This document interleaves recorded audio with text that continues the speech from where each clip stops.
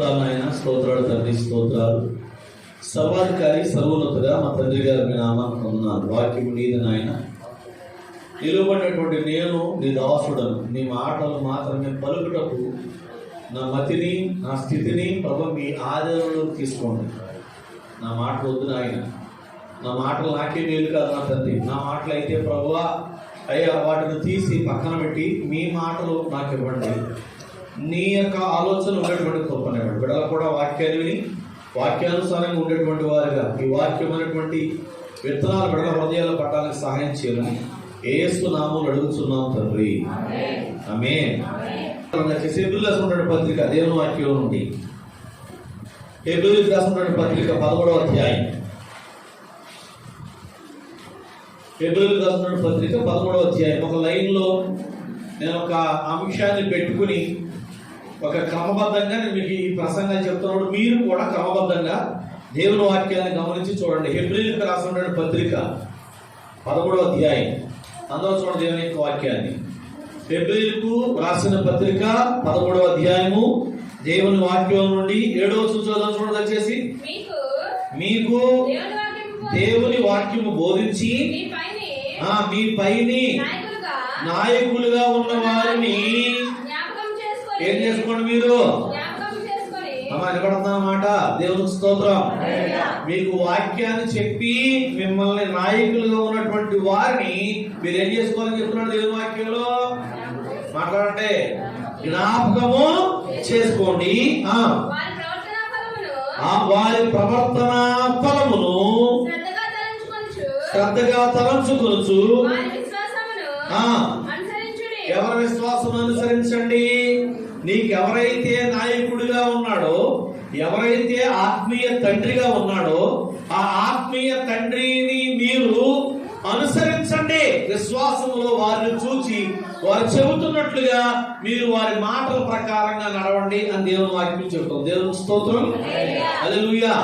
ఏమన్నది ఇక్కడ చూడండి, దయచేసి మాట్లాడమ్మా. ఏం చేయాలి? ఒక మొట్టమొదటిది జ్ఞాపకం చేసుకోవాలి. రెండోది వారు చూపిస్తున్నటువంటి విశ్వాస ప్రకారంగా మాట విని ఆ ప్రకారంగా సేవకుని మాట ప్రకారంగా విశ్వాసులు నడవాలి. దేవుని స్తోత్రం. హల్లెలూయా. చూడండి 17వ వచనం కూడా చూడండి వచ్చేసి 17వ వచనం కూడా చూడండి వచ్చేసి మీ పైన నాయకులుగా ఉన్నవారు ఏం చెప్పవలసిన వారి వలె ఉన్నారు. లెక్క చెప్పవలసిన వారి వలె. ఎవరికి లెక్క చెప్పాలి? సేవకుడు. పిలవరండి. కృష్ణయ్యపాలెంలో నాకు ఒక సంఘం ఉంది, ఉప్పరంలో ఒక సంఘం ఉంది, ప్రతిపాడులో ఒక సంఘం ఉంది, పాలూరు అద్దెల దగ్గర పాలూరు అనే ఊర్లో అని చెప్పుకుంటే బాగుంది. కానీ ఎంతమంది లెక్క ఎవరు చెప్పాలి? ఆ సేవకుడు చెప్పాలి దేవుడికి. మనకి అర్థమైందన్నమాట. దేవునికి స్తోత్రం. లెక్క ఏంటి? ఓయ్ ఆస్టర్ గారు ఏంటి సంగతి? ఏంటయ్యా వాళ్ళు బాగాలేదు, బలహీనంగా ఉన్నారు, నేను ఫోన్ చేసి మరి రమ్మన్నాను, వెళ్ళావా? లెక్క చెప్పాలి. చెప్తాను నేను లెక్క. దేవుడు ఎలా చెప్తారంటే ప్రభా వాడు రమ్మన్నప్పుడు నేను ఏ రోజు మానేసి నా ఇష్టానుసారంగా నేను ఉండలేదు నాయన అని లెక్క చెప్తాను. వాళ్ళ కోసం ప్రార్థన చేస్తున్నావా? లేచి నేను చెప్తాను లెక్క. ప్రభు వాళ్ళ కోసం ప్రతిష్ఠించుకుని ప్రార్థన చేస్తానని చెప్తాను. దేవునికి స్తోత్రం. హల్లెలూయా. వాళ్ళ వాక్కులను పాపలను పడిపోతున్న వాళ్ళ కోసం ప్రార్థన చేస్తున్నావా అని అంటే అప్పుడు నేను చెప్తాను ప్రభు వీళ్ళ దగ్గర ఖాళీగా కూర్చున్న వాళ్ళ కోసం కూడా నేను ప్రార్థన చేస్తున్నాను.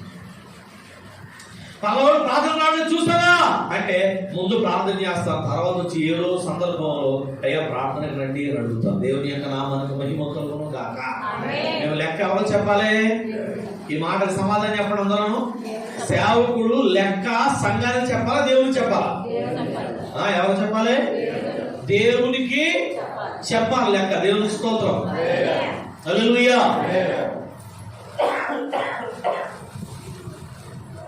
లెక్క చెప్పాల్సింది లోకానికి, లోకంలో ఉన్న వాడికి కాదు. ఇంకా ముందుకు రండి అమ్మ, చదువు తల్లి.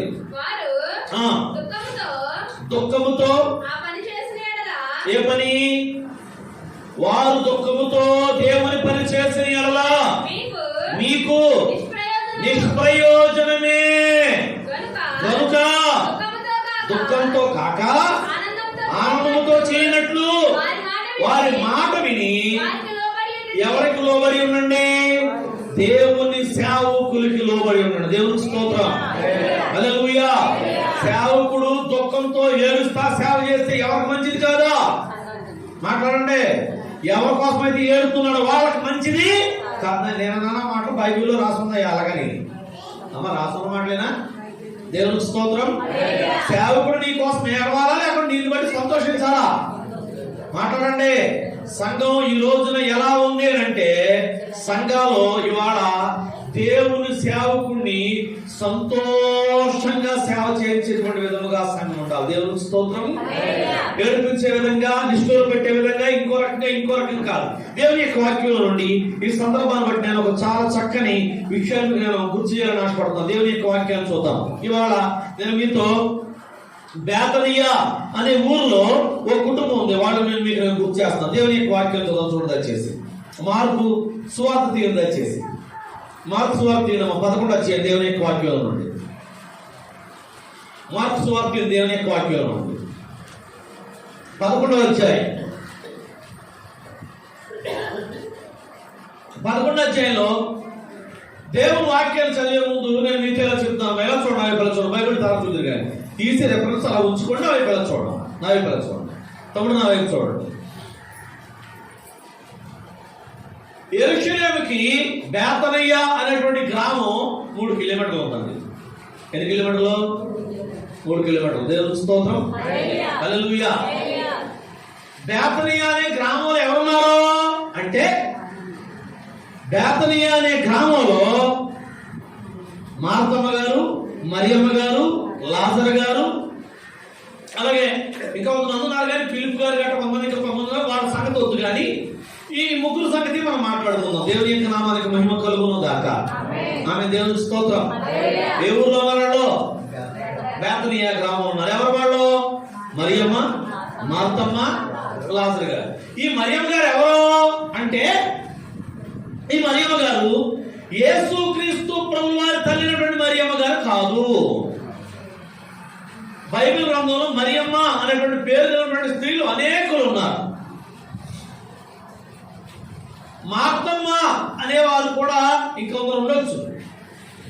ఈ మరియమ్మ గారు, ఈ మార్తమ్మ గారు ఎవరు అంటే, బేతనియా అనే ఊర్లో ఉండేటువంటి వారు. వీళ్ళిద్దరికి తమ్ముడు ఎవరంటే లాజరు గారు. దేవునికి స్తోత్రం. యెరూషలేములో దేవుని యొక్క మందిరం ఉంది.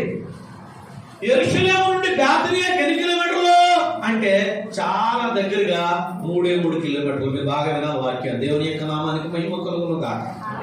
ఇప్పుడు చదువుదాం చూడండి దేవుని యొక్క వాక్యాన్ని. 11వ అధ్యాయం 11వ వచనం నుండి చదువుదాం. ఆయన యెరూషలేమునకు వచ్చి దేవాలయంలో ప్రవేశించి చుట్టూ సమస్తమును చూచి సాయంకాలం అయినందున 12 మందితో కూడా ఎక్కడికి వెళ్ళాడండి యేసయ్యా? ప్రార్థనా మందిరానికి వచ్చాడు యేసయ్య. సాయంత్రం అయిపోయిందని యేసయ్య ఏం చేశాడు? తన 12 మంది శిష్యుల్ని వెంట పెట్టుకుని ఎవరు వెళ్తానండి ఆయన? బేతనియా గ్రామానికి వెళ్తున్నాడు. మీరు గమనించాలి ఈ విషయం. దేవునికి స్తోత్రం. హల్లెలూయా. బేతనియా గ్రామంలో ఎవరున్నారు? బేతనియా గ్రామంలో మరియమ్మ, మార్తమ్మ, లాజరు గారు ఉన్నారు. అక్కడికి వెళ్తున్నాడండి ఆయన. చదవబడిపోయింది అని అక్కడికి వెళ్తున్నారు. 12వ వచనం కూడా చదవమా. మరునాడు వారు బేతనియా నుండి వెలుచుండగా దేవుని యొక్క నామానికి మహిమ కలుగును గాక. వినాలి బాగా వాక్యాన్ని. రాత్రి యేసయ్య బేతనియా గ్రామానికి వెళ్ళాడు. తెల్లవారు ఏం చేస్తున్నాడండి ఆయన?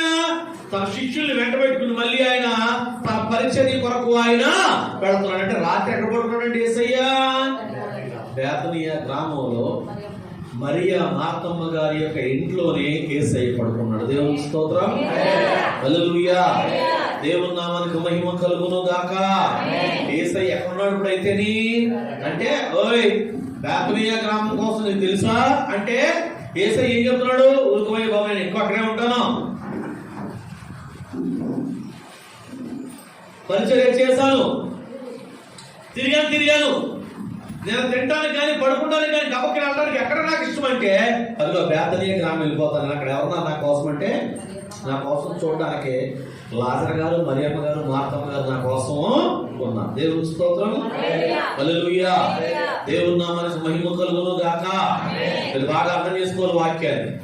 అలాగా చెప్పగలిగే స్థితి సేవకుడికి ఎంతమంది కుటుంబాలు ఉంటది?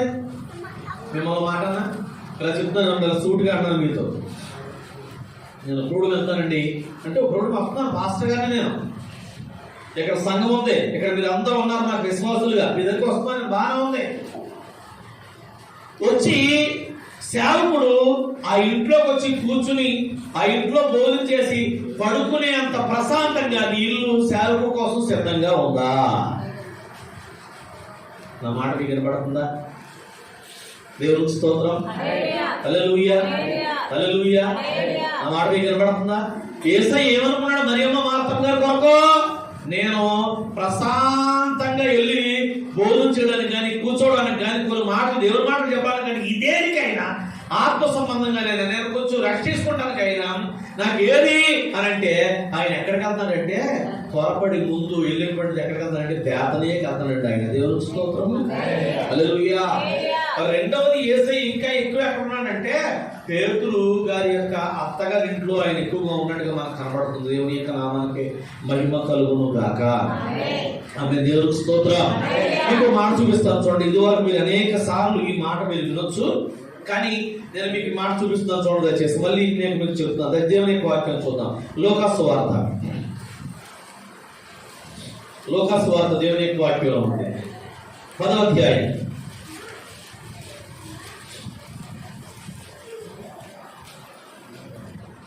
చూడండి అసలు యేసు ప్రభు వీరు ఎలా కలిసారో చూడండి వచ్చేసి 38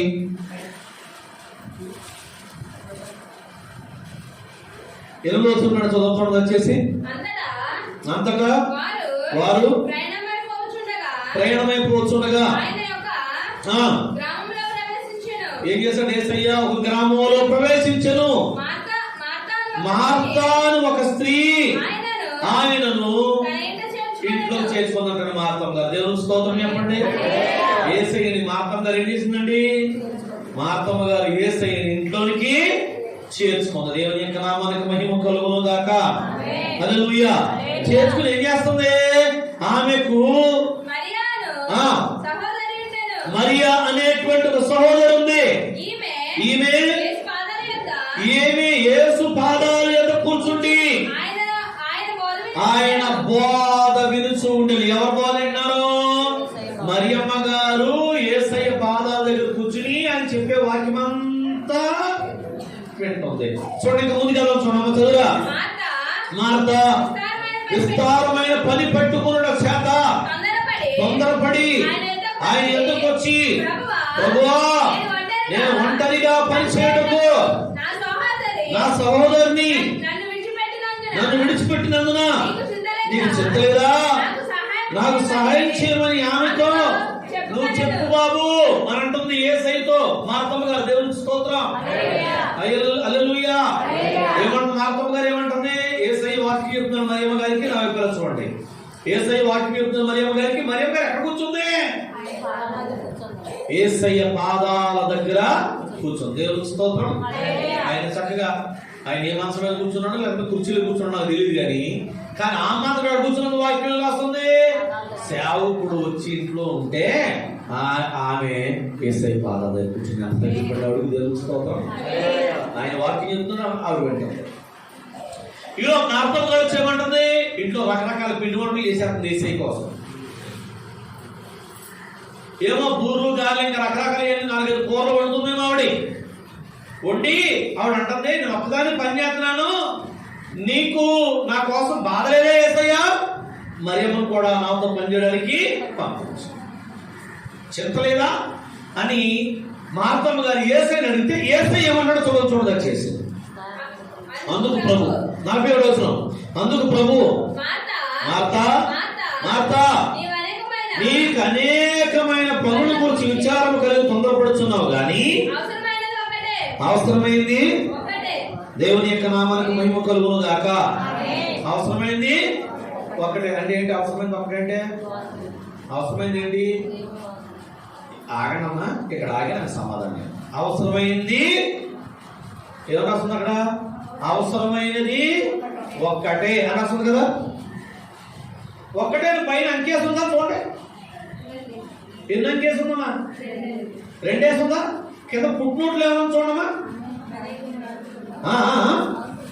ఏమో రాస్తుంది, అవసరమైనవి కొన్నే అని రాస్తుంది. దేవుడికి స్తోత్రం. అవసరమైనది ఒక్కటే అని, అవసరమైనవి కొన్నే అని రాస్తుంది బైబిల్లో. మీరు బాగా అర్థం చేసుకోవాలి దయచేసి. 42వ వచనం కూడా చదివేద్దాం దయచేసి. మరియా ఉత్తమమైన దానిని ఏర్పరచుకొనెను. ఉత్తమమైనది ఏంటి? మాట్లాడండి. ఉత్తమమైనది ఏంటి? ఉత్తమమైనది దేవుని యొక్క వాక్యము. ఆమె వద్ద నుండి తీసివేయబడదని మార్తమ్మ గారితో యేసయ్య చెప్తున్నాడు. దేవునికి స్తోత్రం చెప్పండి. హల్లెలూయా. ఇక్కడ వాక్యం అందరికీ తెలిసిందేనండి. కొత్తగా చెప్పే ప్రసంగం మీ అందరూ తెలుసుకొని నాతో మాట్లాడండి. నా వైపు చూడండి. మీ స్వరాలు నాకు వినబడాలి, మీ మాట నాకు అర్థం కావాలి, మాట్లాడండి. మా అత్తమ్మ గారు ఏం చేస్తుంది? వంట చేస్తుంది. మరియమ్మ గారు ఏం చేస్తుంది? యేసయ్య పాదాల దగ్గర కూర్చొని వాక్యం వింటాం. ఏది అవసరం? వాక్యం వినడం అవసరమా, వంట చేయడం అవసరమా? వాక్యం వినడం అవసరం అన్నాడు. ఒకసారి 2 చేతులపై దేవునికి స్తోత్రం చెప్పండి. హల్లెలూయా. నిష్పక్షపాతంగా అబద్ధం ఆడకుండా వంట చేయడం ముఖ్యమైన 2 చేతులపై దేవునికి స్తోత్రం చెప్పండి. అబ్బా నిజమా? వద్దా? తిండి వద్దా? తిండి వద్దా? తిండి కావాలా వద్దా? అయితే తిండొద్దు, వాక్యమే ముఖ్యమంటే 3 గంటల దాకా చూద్దాం. మీ సంగతి ఉంటారా? 3 గంటల దాకా అనేసరికి కొంతమంది బాబాయ్ అనుకున్నారు కదా. అప్పుడే నా మాట మీకు వినపడుతుందా? చెప్పడం చాలా తేలిక, ప్రవర్తించే వాళ్ళైతే చెప్పండి. భోజనం వద్దా? అబద్ధం ఆడకుండా ఇంకో మాట అడుగుతాను, సమాధానం చెప్పండమ్మా. సేవకులు అడుగుతాను సరదాగా, సంతోషంగా. వంట చేసుకుని రాకుండా, వంట లేకుండా వచ్చిన ఎంతమంది? ఒక్క చెయ్యండి, ఒక్క చెయ్య. అదే ప్రార్థన కోసం కంగారు వచ్చేసాను నేను, వంట లేదండి అని అన్నవాళ్ళు ఎవరు మొక్కలు ఉన్నారా?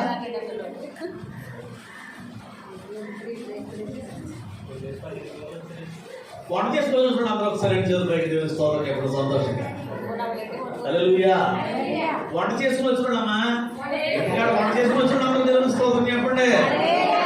చూసారు ఎన్ని చేతులు వేసిపోయాయో. వంట చేయకుండా వస్తున్నట్టు ఒక చేయలేగల. ఇప్పుడు చెప్పండి, నీకేది ముఖ్యం?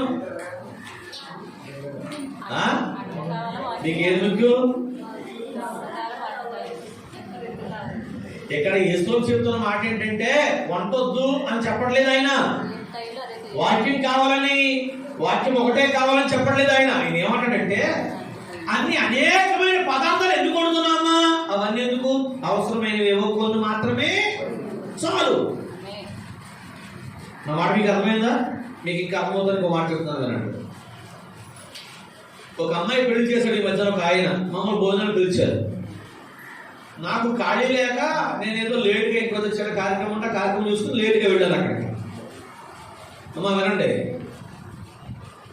ఎంత ఎంత ఎంత ఎంత స్వీట్ ఒకటి, హాట్ ఒకటి, అదొకటి ఇదొకటి అని రకరకాలన్నీ వడ్డించారు. పులిహోర కొంచెం, పలావ్ కొంచెం, నాన్ వెజ్ ఐటమ్స్ అన్నీ వడ్డించారు. దాంట్లో అన్నమేం కనపడుతుంది, ఐటమ్సే కనపడుతున్నాయి. ఐటమ్స్ ఎక్కువైపోయినప్పుడు ఏం చేస్తారు? ఎవరైనా చెప్పండి. ఏం చేద్దాం? సరిగ్గా చెప్పాలి సమాధానం. కవర్లో అది చెప్పరే అసలు మాటది. అవునా కదా? వాళ్ళకి చేసే చాలా తెలివిగా ఆడ కూడా గోల్డ్తో పాటు కవర్ చేశారు. నేను తర్వాత ఆ పెళ్లి అయిపోయిన తర్వాత 2వ రోజు 3వ రోజు ఆ ఇంటి కార్యక్రమం చేసినటువంటి ఇంటి యజమాని పిలిస్తే నన్ను సరదాగా వెళ్ళి కూర్చున్నాను. ఏమంటే ఎలా ఉన్నాయి భోజనం అన్నాడు. చాలా ఎక్స్ట్రా చేశారు మీరు అన్నాను. ఎందుకంటే తినేవేవో ఉంటే బాగుంటుంది కానీ ఇంటికి మోసుకునేలాగా ఎందుకండి? దానివల్ల దగ్గర 2,000 మందికి భోజనాలు. ఎంత తక్కువ లెక్కేసుకున్నా కొన్ని ఐటమ్లు మీరు మానేయడం వల్ల 1,00,000 రూపాయలు మీకు పైనే మిగులును అన్న. 10 రకాల ఐటమ్స్ తిన్నా అదే కడుపు, 2-3 రకాలతో తిన్నా అదే కడుపు. ఇక్కడ దేవుని వాక్యంలో ప్రభు చెప్పే సంగతి ఏం తెలుసా? భోజనం దగ్గరికి రండి. ఆయన ఏమన్నాడంటే, అమ్మ వంట చేయి, ప్రార్థన తర్వాత నేను భోజనం చేస్తాను, మీరు కూడా భోజనం చేస్తారు, కానీ అవసరమైనవన్నీ కొన్ని చాలు. 5-6 రకాల కూరలేమి, రకరకాల బిర్యానీలేమి, మీకు అర్థమైంది? అవసరమైనవి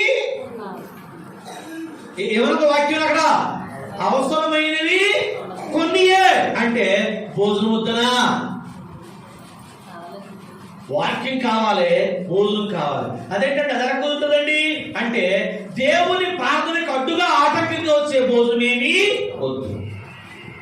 ఎప్పుడైపోవాలి నీ భోజనము అనంటే నీ భోజనము ఆరాధన ప్రారంభించక మునిపే అయిపోవాలి. ప్రార్థనా సమయం నువ్వు దేవుని యొక్క మందిరంలో ఉన్నప్పుడు నీ భోజనం దీవించబడుతుంది. అర్థమైందా సంగతే? దేవుని స్తోత్రం. ప్రార్థన కొంచెం లేట్ అయింది, ఊరుకుంటే భాస్కర్ ఏంటంటే ప్రార్థన కూడా ఆకలేసేస్తుంది అని కనుక కోప్పడితే కనుక నీ ఆరాధన తేడా అర్థమైందా?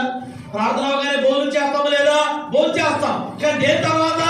ప్రార్థన తర్వాత. ఇంకో మాట కూడా చెప్తాను మీతో అనండి. మాలాంటి సేవకులు దేవుడు ప్రేరేపించి మొదటి ఆదివారం భోజనాలు పెట్టుకుందాము అన్న పాపానికి మొదటి ఆదివారం ప్రార్థన రొట్టె ద్రాక్షారసంతో పోయి ఏమైపోయింది తెలుసా? ప్రార్థన భోజనం ప్రార్థన అయిపోయింది. ఈ వారం మా చర్చిలో భోజనాలు. ప్రార్థనకి దేనికి వస్తున్నారు? ప్రార్థన అయిన తర్వాత భోజనం చేయడానికి కాదు.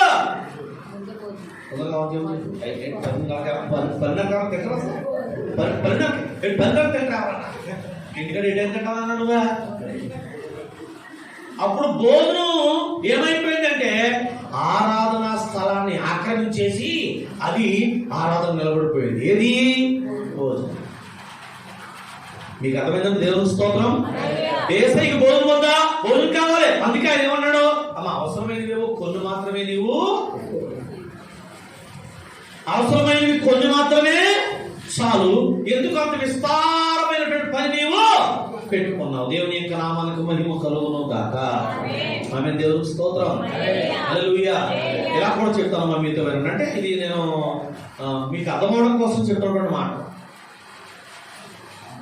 వాళ్ళ ప్రార్థన అయిపోయింది,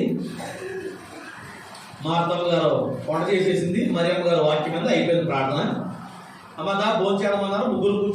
నలుగురు కూర్చున్నారు. మరియమ్మ గారు, మార్తమ్మ గారు, లాజర్ గారు, యేసయ్య కూర్చొని నలుగురు భోజనం చేశారు. నా మాట మీకు వినపడుతుందా? నలుగురు భోజనం చేశారు అనుకున్నాం. ఇంకా చాలా విస్తారంగా ఉంది కదా. మార్తమ్మ గారు భోజన పదార్థం మిగిలితే మిగలవా మాట్లాడాలి. అప్పుడు యేసయ్య అన్నాడు, అమ్మ మరి నేను అంతాను, మరి యెరూషలేముకి వెళ్ళాలి కదా, లేదా పలానా దగ్గర సువార్త చెప్పాలి, లేదా పలానా గ్రామంలో నేను కొంతమంది స్వస్థపరచాలని అనుకోండి. అప్పుడు వెంటనే మార్తమ్మ గారు, మరియమ్మ గారు కూడా ఏం చేస్తారు తెలిసిన వాళ్ళు? అలాంటి వాళ్ళే. అయ్యా నేను క్యారేజీ పెడతాను, ఇది నువ్వు పడిపోయి. అసలు యేసు ఒక్కడికే కాదండి, 12 మందికి ఈయన 13వ వాడు. 13 మందికి వారంలో కనీసం 4-5 సార్లు భోజనం పెట్టడం అంటే మాట్లాడండి. దేవునికి స్తోత్రం. యేసు ఒక్కడే లేడు, శిష్యులతో ఒకటే లేడా? ఏం చదవం అందాక? మార్క్స్ 11 ఏం చదవం? 12 మంది శిష్యులతో పాటు ఆయన వెళ్ళాడు. చెప్పండి, కష్టమా కాదా? ఉన్నమాట చెప్పండి, కష్టమా కాదా? కష్టమే. కష్టమైన పని మార్తమ్మ గారు, మరియమ్మ గారు ఇష్టంగా దేవుని కొరకు చేశారు. దేవుని స్తోత్రం. హల్లెలూయా. దేవుని నామానికి మహిమ కలుగును గాక. ఆమేన్. దేవునికి స్తోత్రం. దేవుని సేవకుడిని ఇంటికి పిలిచి భోజనం పెట్టడం అంటే అది చిన్న విషయమేమి. ఇదే హెబ్రీయులకు రాసిన పత్రిక 13వ అధ్యాయం అంటాడు, మీరు తెలియకయే దేవుని సేవకులు చేస్తారని మీరు అనుకున్నారేమో. కాదు, వారు నా బోధలో మీరు వారిని ఆదరించారు కనుక మీది మీకు తిరిగి మీ మీదకి వస్తుంది.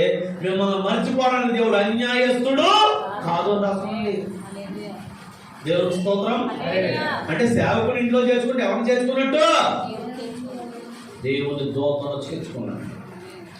దేవుని సేవకుడికి ఆతిథ్యం ఇస్తే ఎవరికి ఇచ్చినట్లు? దేవునికి ఆతిథ్యము ఇచ్చినట్లు. ఎంత దీవించబడతారో తెలుసా అమ్మా? ఇది స్వార్థపూరితంతో నన్ను మీరు ఎలా చేయండి అని మీకు నేను ప్రసంగించట్లేదు. యథార్థంగా చెప్తున్నాను. బలిపెట్ట నిలబడి బైబిల్ గ్రంథాన్ని పట్టుకుని ఎప్పటికీ నాకు బాధ్యత సేవకుడిని నేను గుర్తిస్తున్నాను, ప్రేమిస్తున్నాను, ఆయన సన్మానిస్తున్నాను. ఎప్పటికీ నాకు ఆత్మీయ తండ్రి ఆత్మీయ తల్లి ఉన్నారు. ఎప్పటికీ నేను వాళ్ళతో ఖచ్చితంగా మాట్లాడి తీరుతాను. మన గురువారం పగలు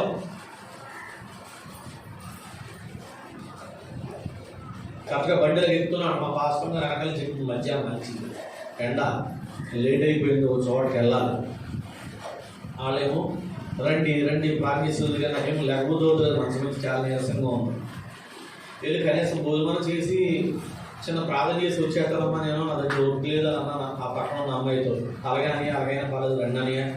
నేను 7 వారాలు భోజనం పెడతాను అనుకున్నాను, మీకు పాస్టర్ గారి పిల్లలు. ఆ అమ్మాయి ఫోన్ చేసి పాపం నా బాధ్యత చెప్తుంది నాకు.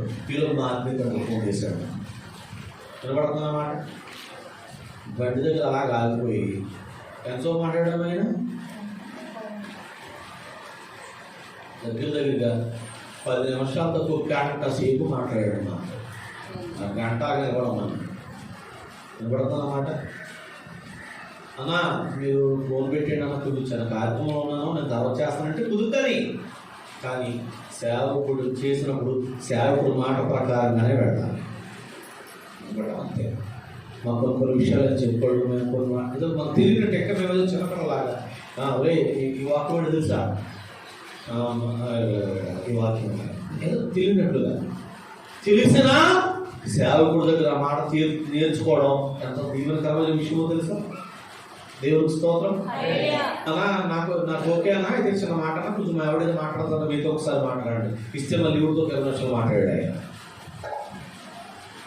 ఎలా చేశాడు మాట్లాడంటే, ఆయన కంచంలో అన్నం పెట్టినాక వాళ్ళ భార్య ఆ కంచం ముందెట్టుకుని చెయ్యి దాంట్లో పెట్టడం నాతో గంట చేయడం మాట్లాడాడు. లాస్ట్లో అన్నాడు, నాకు ఆకలేస్తుంది, ఆ కంచంలో భోజనం పెట్టేసి చూస్తుంది మీ అక్క, నేను చేస్తాను అలాగే అన్న చేయండి అన్న, అక్కడ వెళ్ళి భోజనం చేయండి. ఆయన నాకన్నా ఆవిడ నాకు అక్క. అంతే. ఆత్మీయ తల్లిదండ్రులు అంటే మనం అలాగే గౌరవించాలి. దాన్ని బట్టి నాకేం జరుగుతుంది తెలుసా? వాళ్ళకి రెస్పెక్ట్ ఇవ్వడమో లేకపోతే వాళ్ళకి నేను కానివ్వడమో, వాళ్ళని ఏదో ప్రేమించి చేస్తున్నప్పుడు నన్ను దేవుడు విస్తారంగా దీవిస్తూ ఉన్నాడు. దేవునికి స్తోత్రం. హల్లెలూయా, హల్లెలూయా. సేవకుని గౌరవాన్ని సంఘము చూడగలగాలి. సేవకుని ప్రేమించే విధముగా సంఘము ఉండాలి. దేవుని యొక్క నామానికి మహిమ కలుగును గాక. ఆమె దేవుని స్తోత్రం. హల్లెలూయా. సేవకుడిని ఆత్మీయంగా ఏది చెబితే అది వినగలిగే వాళ్ళగా ఉండాలి. దేవుని యొక్క నామానికి మహిమ కలుగును గాక. దేవుని స్తోత్రం. బాధ కలిగించే విషయాలు మీకు చెప్తాను. దయచేసి నాతో మాట్లాడండి. ఒకసారి మీ స్వరాల పైకి నాతో మాట్లాడండి. ఎవరికైనా తండ్రులు ఎంతమంది ఉంటారో కోపడకండి మాట. ఎవరికైనా తండ్రులు ఎంతమంది ఉంటారో ఒకలేనా? తల్లి ఒకలేనా? తండ్రి ఒకలేనా? ఎవరికైనా తండ్రి ఒక్కలే ఉంటారో తల్లి. ఈ మాట మీరు తప్పుగా అనుకోకండి, చెడ్డగా వేరేగా అన్యదాగా అనుకోకండి. ఏమన్నా తెలుసు పౌలు గారు దేవుని వాక్యం చదువుకోండి. కొరింథీయులకు పత్రిక 1వ పత్రిక 3వ అధ్యాయము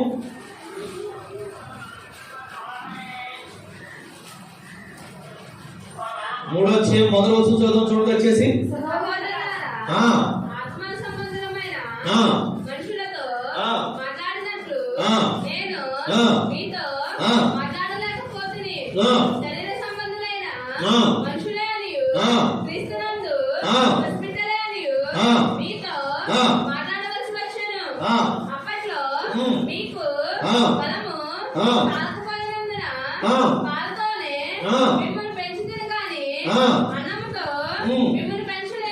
దేవునికి స్తోత్రం.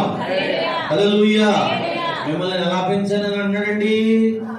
పాలతో మిమ్మల్ని పెంచాను. దేవుని యొక్క నామానికి మహిమ కలుగును గాక. ఆమె దేవునికి స్తోత్రం. అన్నముతో మిమ్మల్ని నేను పెంచలేదు. పాలిచ్చేది ఎవరో? పక్కన ఇస్తారా తల్లి ఇస్తుందా? అన్నం పెట్టేవాళ్ళు ఎవరో? తల్లి పెడతాది. ఆ భోజనాన్ని సిద్ధపరిచేవాళ్ళు ఎవరో? మాట్లాడండి. దేవునికి స్తోత్రం. సంఘంలో భోజనం ఏంటంటే, సంఘంలో పాలు ఏంటంటే వాక్యం అనేటువంటి పాలు, వాక్యం అనేటువంటి భోజనం. పాలు ఎవరికే? లోతైన మర్మాలు చెప్పేత అర్థమవు, కొత్తగా ప్రార్థన కూర్చుంటే దేవుని సంగతి తెలియదు. ఎలాంటి వాక్యం చెప్పాలి వాళ్ళకి? వాళ్ళకి అర్థమయ్యేది, వాళ్ళు తెలుసుకోగలిగేది చెప్పాలి. దాన్ని ఏమంటాడు పౌలు గారు? మీకు నేను పాలు అనేటువంటి వాక్యపు భోజనం పెట్టాను, కానీ గట్టి ఆహారం మీకు నేను పెట్టలేదు. ఇంకో చోట ఎప్పుడు చేసా? చాలా ఇదిగా స్తన్యం ఇచ్చే తల్లి, అంటే రొమ్ముతో పాలిచ్చే తల్లి గారవించినట్టుగా మిమ్మల్ని నేను ఏం చేశాను? నేను గారవించాను. అంటే ఎలాగని?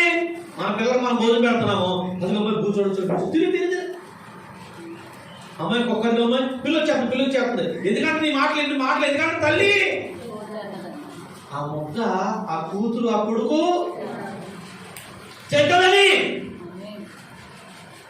మిమ్మల్ని నేనేం చేశాను అంటే గారవించాను. నేను నా రొమ్మును పెట్టుకుని మిమ్మల్ని నేనేం చేశాను? నేను మిమ్మల్ని అధికారాపం చేశాను. అందుకు మీరు నన్ను తంతను చూస్తున్నారా నా మీద పడి అని అన్నాడు. దేవుడికి స్తోత్రం. ఏమిచ్చాను మీకు అన్నాడు? మీకు నేను పాలు ఇచ్చాను, కొందరికి అన్నాన్ని నేను పెట్టాను, మంచి ఆహారం పెట్టాను. ఇంకా ఏమన్నాడు చూడండి. 4వ అధ్యాయం 14వ చదువుతున్నాం దయచేసి. 14వ వచనము, 4వ అధ్యాయము 14వ వచనము. మిమ్మల్ని సిగ్గుపరచవాలని కాదు కానీ ఏమని మీరు నాకేమవుతా చెప్పండి. ఏమన్నాడు పౌలు గారు సంఘాన్ని? మీరు నాకు ప్రియమైన పిల్లలు, కిందకి రండి, పిల్లలని మీకు బుద్ధి చెప్పుటకి మాటలు రాయిస్తున్నాను. నేను చదువుతాను చూడమ్మా, ఆగమ్మా. 10వ వచనం. క్రీస్తునందు మీకు ఉపదేశకులు 10,000 మంది ఉన్నాను, తండ్రులు అనేకులు. ఏమన్నాడు పౌలు గారు? చాలా క్లియర్గా తండ్రులు ఎంతమంది ఉంటారు చెప్పండి. నేను ఎందాక అన్నాను కదా, ఎంతమంది తండ్రులు ఉంటారు, ఎంతమంది తల్లు ఉంటారు? తండ్రి ఒక్కడే ఉంటారు ఎవరికైనా, తల్లి కూడా ఒకటి. ఏమన్నాడు పౌలు గారు చాలా క్లియర్గా? ఓయ్ మీకు అర్థమవుందా? సంఘంలోకి వాక్యం చెప్పేంత నేను అనేక మందిని పిలిచిన వాళ్ళు మీ అందరికి ఎవరో? ఉపదేశకులు మాత్రమే. తండ్రి అయితే నేను, తల్లి అయితే నా భార్య. అర్థమైనా? సంఘానికి సేవకుడికి ఉన్న సంబంధం మీకు అర్థమైతే అర్థం కాలేదా? కానీ కొంతమంది ఎలా తెలుసండి? ఆదివారం ఒక తండ్రి ఉంటాడు, శుక్రవారం ఒక తండ్రి ఉంటాడు, శనివారం ఒక తండ్రి ఉంటాడు, మధ్యలో పోయి ఆలోచించారనుకోండి మళ్ళీ అప్పుడు ఇంకో తండ్రి వస్తాడు. కొంతమందికి చేతులు పిచ్చి. ఏం పిచ్చి? ఆదివారం చేయించుకుంటాం, దానికి ఎక్కడ పడితే అక్కడ ఏ వాడికి ఏ చేతులు పడితే చేతి వేయించుకుంటే మంచిది కాదా? తండ్రులు ఎంతమంది ఉంటారా? మీకు అర్థమైందన్నమాట. నేను సమస్త పేరు చెప్పకూడదు, కానీ ఓ సంఘానికి చెందినటువంటి వాళ్ళు వాళ్ళ వీధిలో ఏ పాస్టర్ గారైనా వచ్చి కరపత్రిక కలిగించి అమ్మ లోపలికి వస్తాను ప్రాజ్ఞాతనం అంటే ఆ గుమ్మాలను అడుగుతారు, ఆ సంఘస్థులు మీరు ఏ సంఘానికి చెందినోడు అండి అని.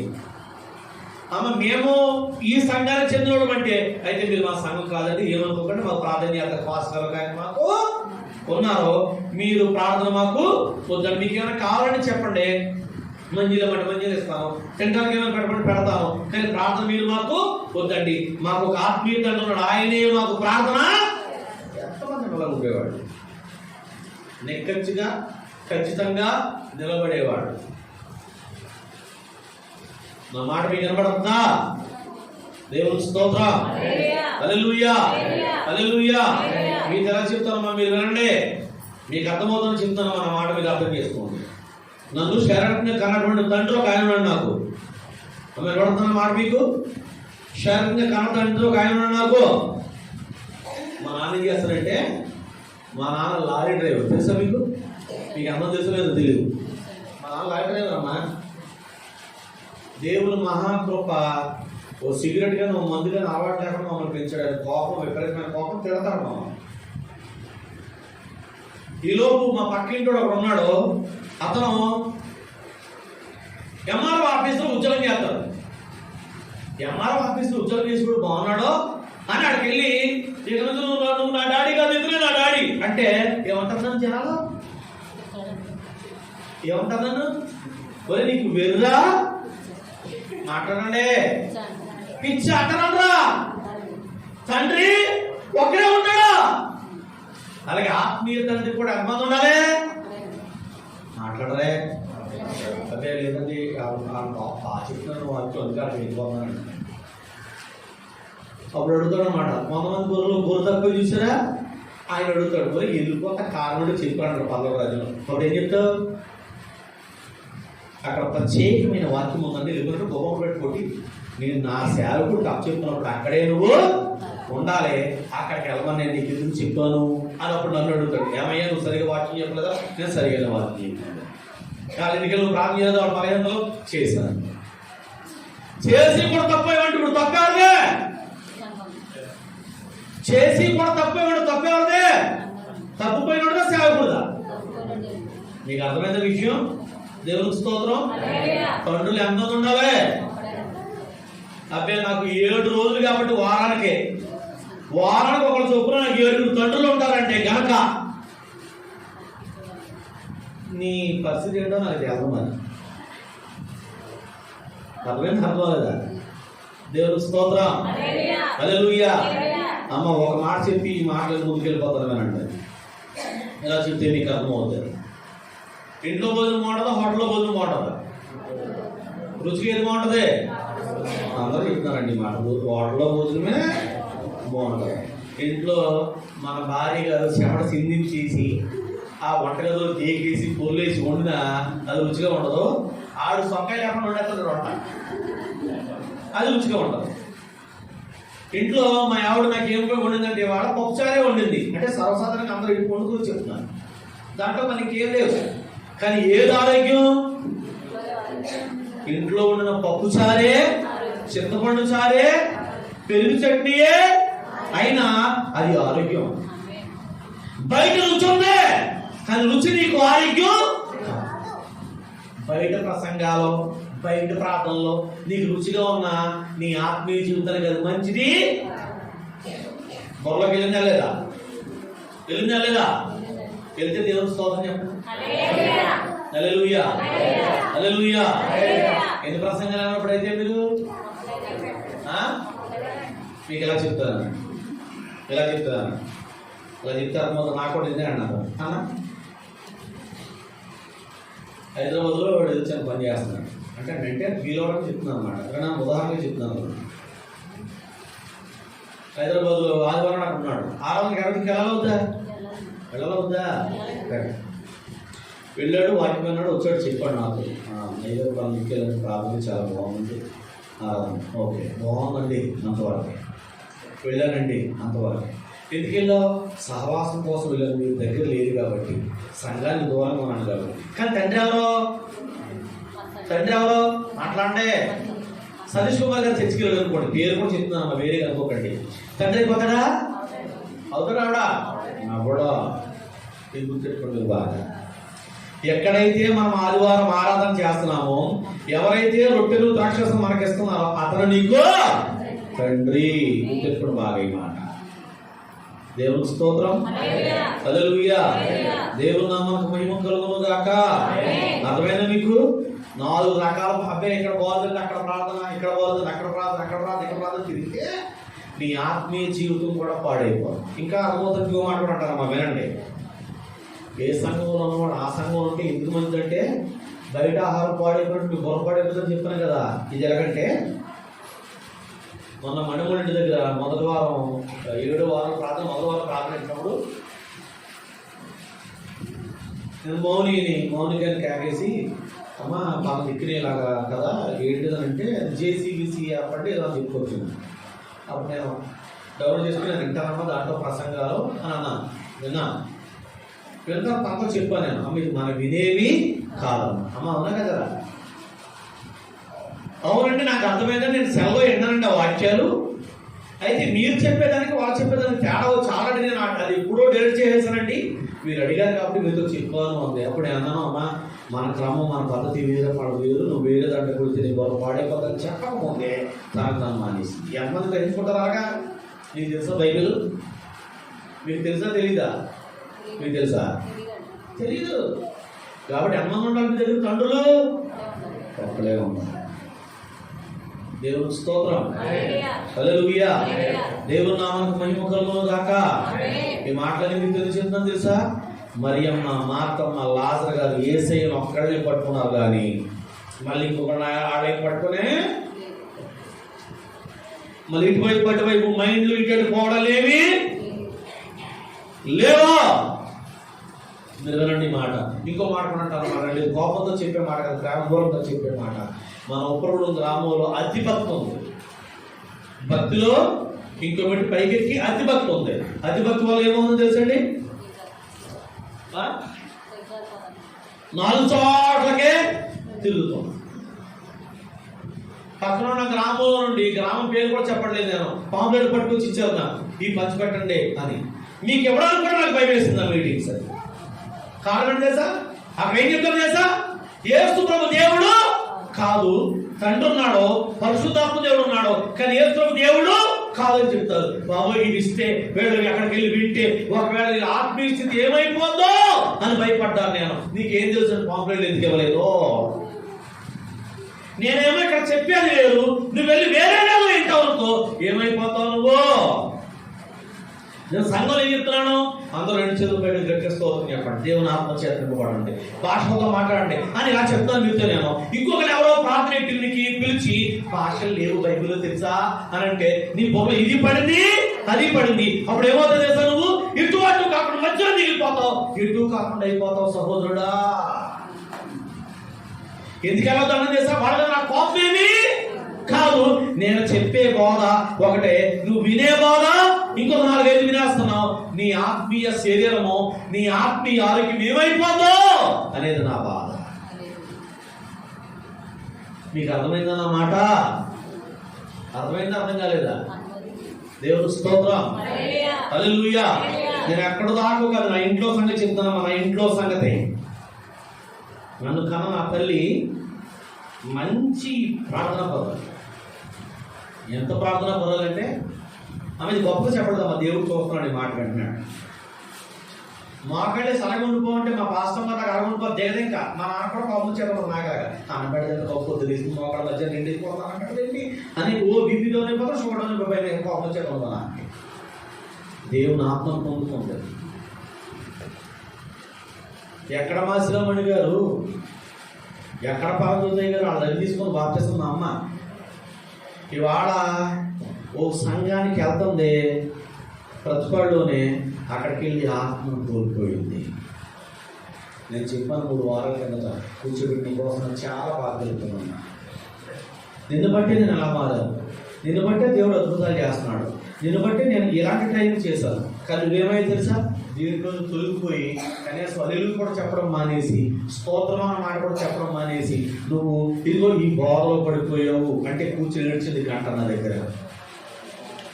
నిజమే పెద్దోడు, నువ్వు చెప్పేదాకా ఇవన్నీ నేను కానుకోలేకపోయాను, నాకు తెలియలేకపోయింది పెద్దోడు నేర్చి. నువ్వు వేరే బాధ నువ్వు తొలగిపోతున్నావు, నీకు తెలీదా? ఏది ఇష్టానుసారంగా ఏంటానికి అన్ని బాధలు ఒకటే కాదు. దేవునికి స్తోత్రం, హల్లెలూయా. అది బోధలు ఎందుకు వచ్చేయండి బైబిల్ వచ్చి అని ప్రశ్న అయితే ఇప్పుడు నేను సమాధానం చెప్పలేను. తాయితీగా కూర్చొని దగ్గరికి రా, ఆ ప్రశ్న అతనికి రా. మరి ఏంటండి నా దగ్గరికి రా ప్రశ్న ఇప్పుడు వద్దు. నేను చెప్పేది ఏంటి? ఒకే ఒక స్ట్రైట్ గా చెప్పేది ఏంటండి? ఒకే తండ్రి ఉండాలి, ఒకే బిడ్డ ఉండాలి. దేవుని నామానికి మహిమ కలుగును గాక. ఆమె దేవునికి స్తోత్రం, హల్లెలూయా. మేము ఎలా కూడా చెప్తాను వినండి, మీకు ఎలా చెప్తానో వినండి, బాగా అర్థం చేసుకోండి. చెప్పి మీకు అర్థమవుతుంది. ఇప్పుడు ఏమి లేవు కానీ అవి అయినా మీకు అర్థమవడానికి ఒక ఉదాహరణ మీద చెప్తున్నాను. అమెరికా నుంచి ఒక ఆయన ఫోన్ చేశాడు, వినపడుతున్నమాట. ఒక ఆయన నాకు ఫోన్ చేశారు అనుకోండి, ఇలా వినండి అన్నమాట.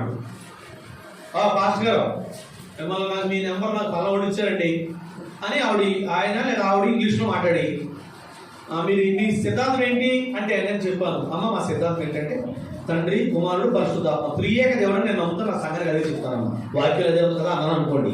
ఆవిడ అందే లేదు అలా చెప్తే కుదరదు. యేసు ఒక్కడే దేవుడు అని చెప్పుకునే తండ్రి అని దేవుడు లేడు, పరిశుద్ధాత్మ దేవుడు లేడు అంటేనే నీకు నేను 1 కోటి రూపాయలు అకౌంట్ వేస్తాను అనుకోండి, అప్పుడు నేను ఏమనాలి?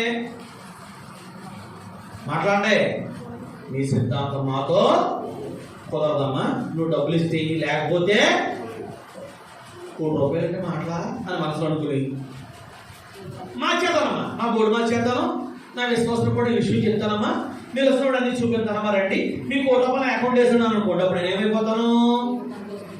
మాట్లాడి చెప్పండి, పర్లేదు. అబద్ధ చెప్పండి, తప్పులేదు. అబద్ధ నేను అన్నాను ఇలా, ఇది 2వ మాట కూడా వినండి. అమ్మా నేను ఎలాగైతేనే మీ డబ్బులు నాకు ఇవ్వండమ్మా, నేను త్రియేక దేవుడని నమ్ముతాను, బైబిల్ అలాగే ఉంది.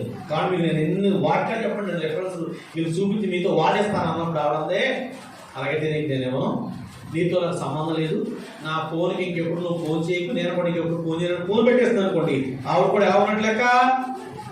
మాట్లాడే, ఆవిడ ఖచ్చితంగా ఉందా లేదా? అతను ఆవిడ ఖచ్చితంగా ఉన్నా లేదా? అలా ఉండాలి ఖచ్చితంగా. దేవుని నామానికి మహిమ కలుగును గాక. దేవునికి స్తోత్రం, హల్లెలూయా. దేవుని నామానికి మహిమ కలుగును గాక. దైవ ప్రేరేపణ బట్టి ఇన్ని మాటలు నేను మీతో పడదాకా చెప్పాను, మీరు బాగా అర్థం చేసుకోండి. తిరిగి రండి ఎక్కడికే? మార్తమ్మ గారు, మరియమ్మ గారు, లాజరు ఏం చేస్తారు? యేసయ్యకి ఆతిథ్యం ఇచ్చారు. వాళ్ళ దగ్గర ఉన్నాడు ఆయన, వాళ్ళ దగ్గర చేస్తున్నాడు ఆయన, వాళ్ళ దగ్గర అనేక సార్లు పడుకుంటున్నాడు, లేచేస్తున్నాడు, చక్కగా ఉన్నాడండి. ఎక్కడ ఆయన చూడండి, ఇంకో మాట కూడా నేను చూపిస్తాను చూడండి దయచేసి. ఇదే సువార్తలో యోహాను సువార్త 12వ అధ్యాయం తోతోరగా, యోహాను సువార్త 12వ అధ్యాయం తోతోరగా మొదటి చదవనమ్మా తీసి. కాబట్టి యేసు తన వృత్తుల నుండి లేపిన లాజరు ఉన్న బేతనియకు పస్కా పండుగకు ఆమె అర్థమైందా? యేసు ఎప్పుడు వచ్చేసారు బేతనియాకి? అది ఎప్పుడు? 6 రోజుల ముందు వచ్చేసాడంట. యెరూషలేములో పండగ, ఇంకేదో పండగ మాట్లాడేటమ్మా. 6 రోజుల ముందు పండగకే, 6 రోజుల ముందే వచ్చేసి యేసయ్య ఎక్కడున్నాడు? బేతనియలో ఎవరున్నారు? మాట్లాడే,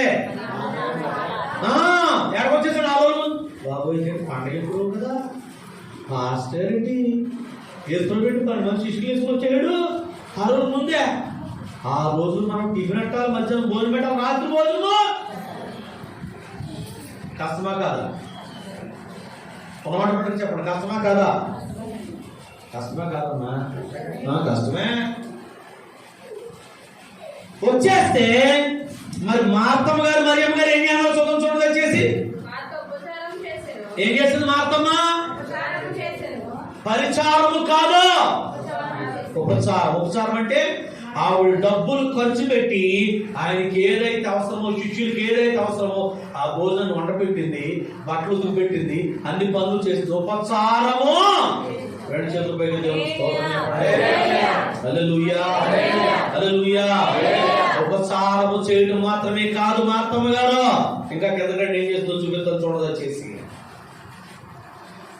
చదవమ్మా. లాజరు ఆయనతో కూడా భోజనము కూర్చుండి వారిలో ఒకడు. అప్పుడు మరి నేను చదువుతాను చూడమ్మా, లేకపోతే స్కూల్కి వెళ్దాం. అప్పుడు మరి మిక్కులు విలువ అచ్చ జటమం సంతలో ఒక సేరున్నర ఎత్తు తీసుకుని యేసు పాదములను పోసి తన తల వెంట్రుకలు దాని పాదములను తుడిచెను. ఇల్లు అత్తర వాసనతో. దేవునికి స్తోత్రం. భోజనం పెట్టడమే కాదు, 3 పూటల పెట్టడమే కాదు, బట్టలు ఉండడమే కాదు, మంచం ఇవ్వడమే కాదు, పడుకుంటానికి ఇంకేం చేస్తుంది? చాలా విలువైనటువంటి అత్తరు పట్టుకు చేసే పాదాల మీద పోస్తుందంట. ఉపచారం అంటే మామూలు ఉపచారం ఇది. నిలబడుతున్నమాట మీకు. దేవునికి స్తోత్రం, హల్లెలూయా. చేస్తే అక్కడ ఉన్నాడు గుంటనక్క. ఎవడాడు? యేసుతో ఉన్నాడు గుంటనక్క. ఎవడాడు? ఉన్నాడు కదా, అడేమన్నాడు చూడండి వచ్చేసి 4వ వచనం. ఆయన శిష్యుల్లో ఒకడు అనగా ఆయన అప్పగించినటువంటి ఇస్కరియోతు యూదా ఈ అత్తరెందుకు 300 ధ్యానాల కమ్మి పేదలకు ఇయ్యవలెను అని అంటున్నాడండి. ఆడు ఎందుకు పాటు చేస్తాం? మంచి అత్తలు చాలా విలువైంది, ఆ డబ్బులే పట్టుకొచ్చి నాకు ఇస్తే నేను ఏం చేస్తా? నేను పేదలకు అన్నభోజనము ఘనసంత కూడా పెట్టేది నేను అంటాడండి. ఎవరో మాట్లాడండి. నా పేరు రాదా మీకు? ఎవడాడు? ఇస్కరియోతు పేరు తిరగట్లేదా అని అన్నాడు. ఎవరన్నాడు? యేసయ్య అన్నాడు. ఆలోచన నేను చదువుతున్నాను. వాడు ఎలా చెప్పినది వేద మీద శ్రద్ధ కలిగి కాదు కానీ వాడు దొంగ ఏంటి, తన దగ్గర డబ్బు సంచి ఉన్నందున అందులో వేయబడిన దొంగిలించుతూ వచ్చాను కనుక అలాగూ చెప్పాడట. దేవుని స్తోత్రం. హల్లెలూయా. వాడు అలా చెప్పాడు. డబ్బులు దొంగతనం చేస్తాడు. ఇస్కరియోతు యూదా కోసం అందరూ తెలుసా తెలీదా? తెలుసు వస్తారు. దేవుని స్తోత్రం చెప్పండి. తెలుసు అన్నమాట. తెలుసు కదా. ఇస్కరియోతు యూదా కూడా పక్క పెట్టారు. యేసయ్య ఏమన్నాడు చూద్దాం, చూడండి. ఏ రోజు కాబట్టి యేసేమన్నాడు? నన్ను పాతిపెట్టు జనము నాకు ఆమెను దీన్ని నుంచుకొని ఉండనివ్వండి. ఏమన్నాడు? 8 రోజుల్లో చాలా క్లియర్ గా పేదలు ఎల్లప్పుడూ మీతో కూడా ఉంది కానీ నేను ఎల్లప్పుడూ మీతో ఉండనని దేవుని స్తోత్రం చెప్పండి. అమ్మాయి ఇస్కరియోతు పేదలు ఎప్పుడు మీతోనే ఉంటారో నేను ఎప్పుడు మీతో ఉండను, నాకు చేసి ఇది చేయనివ్వండి అని అడిగాడు లేదా ఆయన? ఉన్నారు మీరు ఇక్కడ? నాకు చేసేది అని అన్నాడు లేదా ఆయన? పేదలప్పుడు మీతోనే ఉన్నారు, నేను మీతో ఎప్పుడు కూడా ఉండను. దేవుని సేవకుడికి చేసేది అని అడ్డుపడేవాళ్ళు ఇస్కరియోతు. ఆయన చేసేది ఆయన చేయని వారు చేయడం బట్టి ఏమవుతుందో తెలుసండి, ఆయన సమాధానం ఆ కుటుంబం మీద దిగి వస్తారు. దేవుని స్తోత్రం. హల్లెలూయా. వారి గవిని దీవించబడతారు. దేవుని యొక్క నామానికి మహిమ కలుగును గాక. అసలు ఎలాంటి అవసరాలు వచ్చాయి? ఒక్కొక్క రెఫరెన్స్ చెప్పి ఇంకో గంట మాట్లాడాలి. కానీ నేను అలా చెప్పట్లేదు. కానీ మీతో పరలోక ధనాన్ని మీరు సమకూర్చుకోవాలంటే కనుక దేవుని సంఘాన్ని, దేవుని సేవకుని ప్రేమించి. ఇంకోటి ఏంటంటే మీ దగ్గర లేకపోతే ఇవ్వాల్సిన అవసరం లేదన్నమాట. పర్లేదు. దేవుని స్తోత్రం. మాకేం తిట్టాలి లేదంటే మీకేం పెట్టండి, ఇబ్బంది లేదమ్మా. దేవుడు నిన్ను నీ కుటుంబాన్ని దీవించిన సేవకుడుగా ప్రార్థన చేస్తాను. ఏం చేసినా చేయకపోయినా పర్వాలేదు కానీ సేవకులు ఏడిపించేవాడగా మాత్రం, ఏం చేసినా చేయకపోయినా పర్వాలేదు కానీ సేవకులు నిష్ఠూర పెట్టి కన్నీరు ఖర్చేవాడగా ఉండకండి. అది మీకు మీ కుటుంబాలకు మంచిది కానే. ఒక ఆవిడ చెప్పిన కత్తులు పాకేసి ఉండదు ముసలి.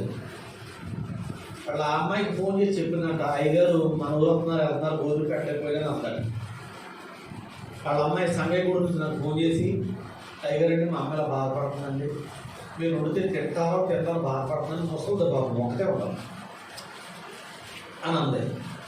నేను వెంటనే ఫోన్ చేశాను, అమ్మా ఇలాగ అన్నవాడి పిల్లతోని అయ్యి బాబు అన్నయ్య అన్నానండి, నేను తిడతాను అనుకున్నాను బాబు అనండి.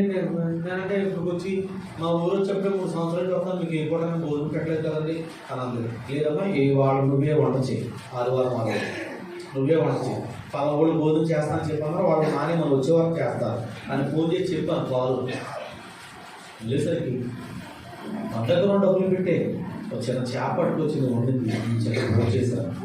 నిజంగా అన్నా నేను ఆవిడతో ఎంతమంది భోజనం పెట్టారు, చాలా రుచిగా ఉందామని తింటా ఉన్నాను.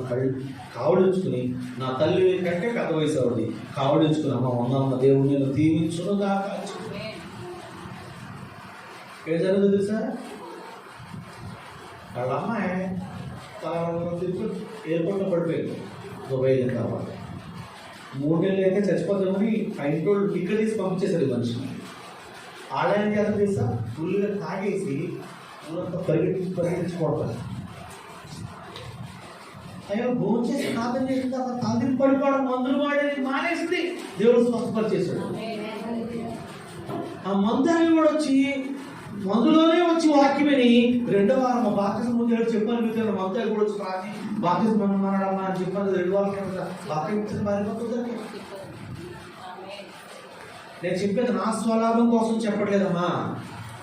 దేవుని ప్రేమించండి, దేవుని సంఘాన్ని ప్రేమించండి, దేవుని సేవకుని ప్రేమించండి. తప్పనిసరిగా దేవుడు సమృద్ధికరంగా దేవుడు. ఇది నా స్వలాభం ఆపేక్షించి ఈ మాటలు మీతో చెప్పట్లేదు. ఇంకోటి ఏంటంటే యథార్థంగా చెప్తున్నాను, మీకు చెబుతున్న ఈ పని అంతా నేను అలాగే చేస్తాను. ఇప్పటికే నేను మన జనవరిలో నేను మా పాస్టర్ మా ఆత్మీయుడు దగ్గరికి వెళ్ళాను. కూర్చున్నాడు ఆయన బెంచ్ మీద. ఆ పక్కన మా ఆవిడ, ఈ పక్కనేమో ఇద్దరు కాళ్ళ దగ్గర కింద కూర్చున్నాం. ఊరే దగ్గర ఏంటో చెప్తే అమ్మోదే లేదు లేదు మేము ఇక్కడే కూర్చోవాలి.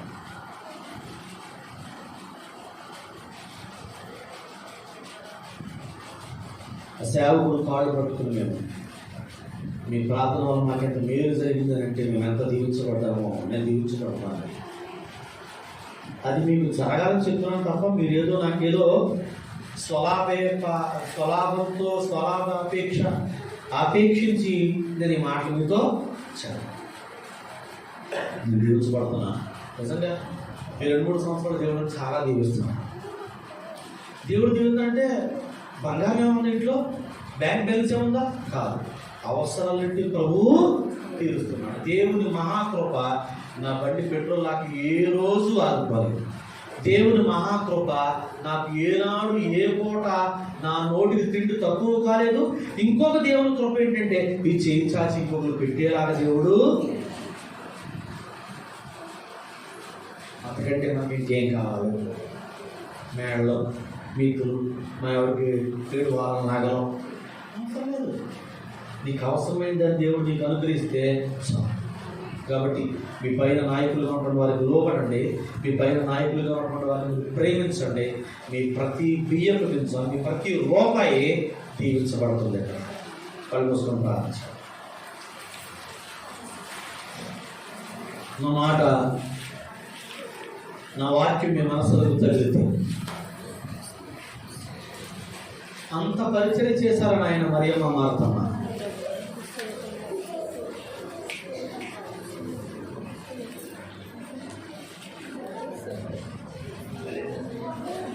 అంత పరిచర్య చేశారు కనుకే లాజరు చనిపోయినా బతికాడు.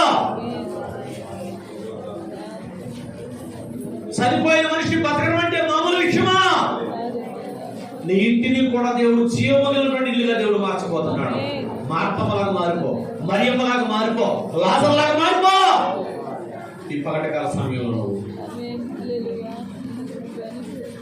స్తోత్రాలు తండ్రి, స్తోత్రాలు ప్రభు, స్తోత్రాలు. యూట్యూబ్ లో వింటున్నటువంటి వాళ్ళతో కూడా చెప్తున్నాను, మీ సేవకులు మీరు ప్రేమించండి, మీ సంఘాలు మీరు ప్రేమించండి. బిడ్డలా స్తోత్రాలు, స్తోత్రాలు, స్తోత్రాలు, స్తోత్రాలు.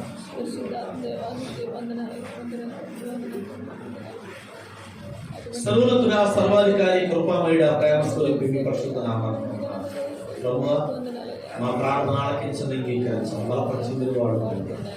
అయ్యా నీవే సహాయించి వాక్యము నీళ్ళు నాయన నా ప్రేరేపణ బట్టి నేను మాట్లాడాలి. ఈ వాక్యము అనేకులు కదిలించబడాలని నమ్ముచున్నాం. ఆ వాక్యానుసారంగా బిడ్డలు కట్టబడుదురు గాక. అలాంటి ప్రభు మీరు మాకు దయచేయండి. మా పక్ష మందిరంలో ప్రభు మా ప్రార్థన ఆలకించండి. విన్నటువంటి వాక్యం వ్యర్థం కాకుండా బిడ్డల హృదయాల మీద అది ఉండడానికి, అలాగే ప్రవర్తించడానికి కలిగినటువంటి సహాయం మీరు చేయండి. అయ్యి నీ చేతిలో మా సమస్య బతికించుకుంటూ యేసునామములో అడిగి వేడుకొనుచున్నాము తండ్రి. ఆమేన్. వందనములందరికీ